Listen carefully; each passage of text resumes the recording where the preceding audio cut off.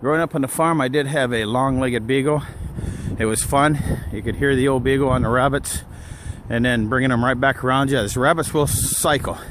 Wherever you kick them up, you keep them moving, they'll come right back to the same spot. So if your dog's on them, just stick around right there and that beagle will bring it back around.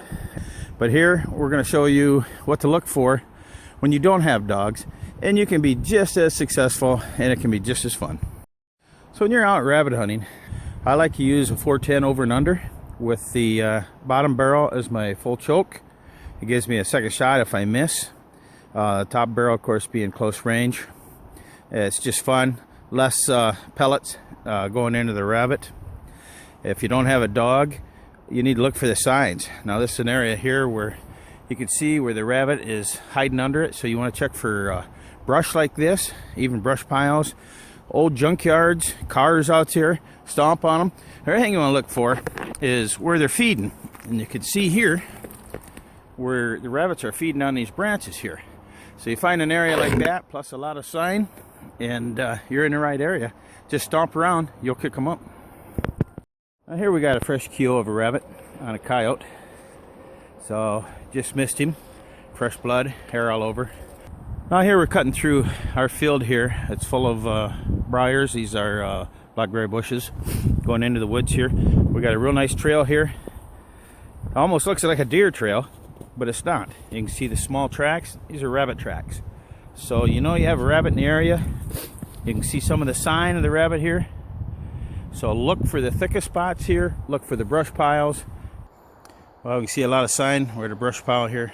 You can see a lot of coyote sign here. You can see here we're in a real thick part of the woods here, a lot of undergrowth.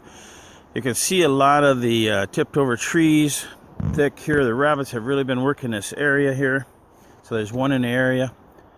Another good reason why 410 works so good over like a 22. You got those BBs. There's going to be one or two that penetrate through this brush and be able to knock down your game. Okay, here we got a couple of smaller brush piles. You kick them and be ready for a shot.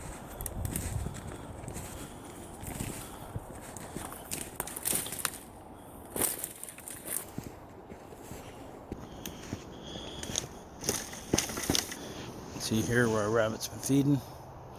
Got some good rabbit sign, a small brush pile here. Another good food for the rabbit is they like shumac. I've got a little shumac grove here, real small between the woods here, and they do enjoy the shumac very much.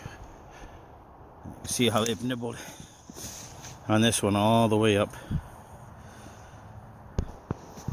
Again, this is all rabbit feeding here. So this is real good sign. So there's definitely rabbits in this area. Here we got a nice little boulder, a rock, a little tunnel going all the way through it, some tracks around it. So looks like it could be a small opening. So it didn't take too long.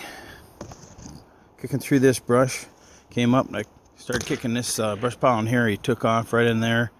Would have got one quick shot, but that's the fun of rabbit hunting. I apologize for not getting it on videotape. It's kind of hard to react that quick. Here is where our rabbit was sitting. Took off out this backside. There's a real nice brush pile. You see the rabbits have been all over this, eating all these branches. So a good one to kick. This is probably where the main area is where this rabbit was staying that I just kicked up.